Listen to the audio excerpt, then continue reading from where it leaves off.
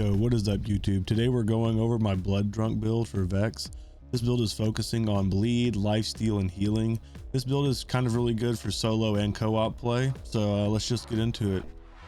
Starting with the Incarnate skill tree. This can be our primary skill tree. We will be dipping into Phase Familiar and Dead Ringer, but for right now we're just going to go ahead and focus on this. First 2 points are guns and needles. This will allow you to get up to a 14% rep kit cooldown. So just about every 7 kills or so, you'll be able to get your rep kit back up to 100%. Coming over here to leech attunement. Now, leech attunement is interesting. It's basically just going to allow you to swap. When you swap weapons, you're going to have a 6-second duration on keeping your previous attunement attached to your kills.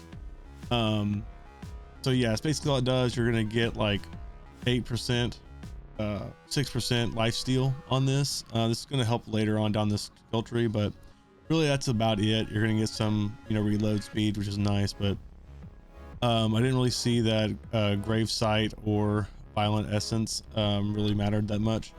So just put 3 points in here. You can go ahead and put one more in here if you want to. But yeah, so next up we're gonna have bloodletter. Gun and skill critical hits have a chance to apply bleed, causing kinetic status effect damage over time. So basically this just turns your kinetic weapons, which is your normal standard weapons in the game, to a bleed gun. This is 25%. I'm pretty sure this will probably go up to 50% at max level at 5, but at 9% damage per second. I'm not sure if that'll change at all. I think that the chance will go up and the duration will go up. I'm not sure what they're implying with the max stacks here, so that's something we'll have to get into when the game actually drops. Grave power is just going to give us 3 more stacks into each of our kill skills. This is going to really impact a lot of the points we invest in later on down in the tree. So going up here to grave implants. Now this is one really cool. This works the way I think it does. It's gonna be 3% per point, up to a 15% at 6 stacks. Because we get an additional 3 stacks here, that's a 90% increased gun damage, which is awesome. Yeah, so just putting 5 points in here and 3 points in here, you already get 90% increased gun damage. Yeah, that's sick. So going over to grave vitality, at max points we're gonna have a 5% per stack.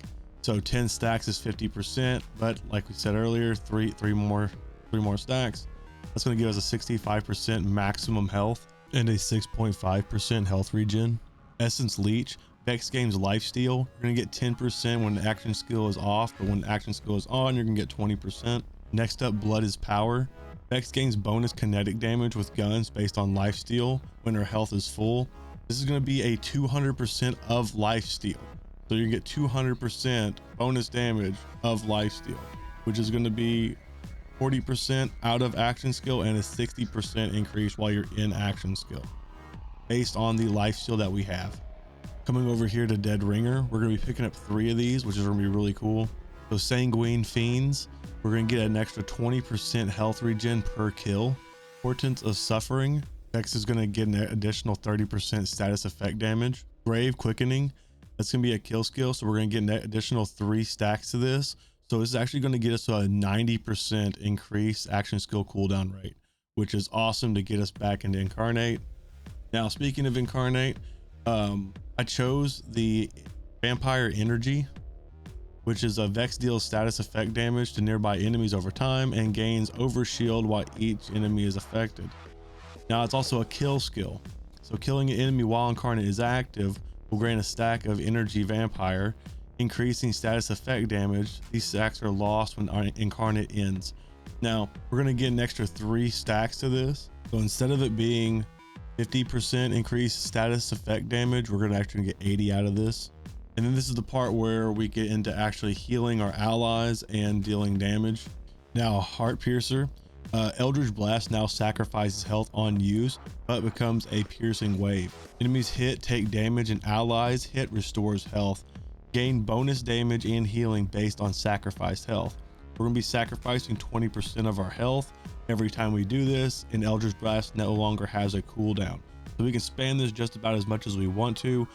Just kind of be wary on your health bar, because we get a ton of healing from our kill skills that we have in Dead Ringer and Incarnate. Plus, we're going to be doing more damage because of our maximum health capacity being increased, which is why I would like to come over here and get this one, because it's going to increase our maximum health capacity even more.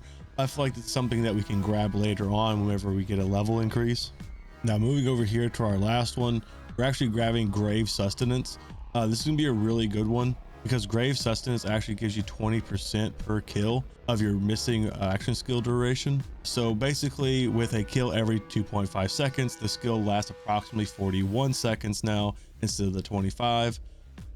Killing non-stop after the 25 seconds, 10 kills. If kills continue at this rate, the skill could theoretically last indefinitely, stabilizing around a remaining duration of 12.5 seconds. But in a typical encounter, 10 to 12 kills over a 25 to 30 seconds, the total duration is around 41 to 43 seconds. So this is something that's gonna be really nice. While you're in Incarnate, you can kind of, like I said, spam these out, hitting enemies, healing your allies. You shouldn't have to worry about it too much because of your healing, but you should keep an eye on your health. So yeah, that's all I really have at this point. I have a little bit of theory crafting after this, but if this is all you're here for, thanks for watching, and I hope to see you on Twitch. Peace. So here for this portion of the theory crafting, it's gonna be really, really simple. We're gonna put 5 points into material components, getting more kinetic damage and more kinetic status effect damage. We're gonna fill these out too, to all 5s. Coming over here, most important is Fell Inscriptions. This is going to give us an extra 30% maximum health. So this is going to increase the damage output and the healing from our heartpiercer. From here, we're going to come over here to Phase Familiar and pick up 5 points in enchantment, getting more bonus kinetic damage, around 30% while our action skill is active. And then we'll come over here and get Mourning, which is going to give us kill skill effectiveness of 30%. Again, a lot of 30s.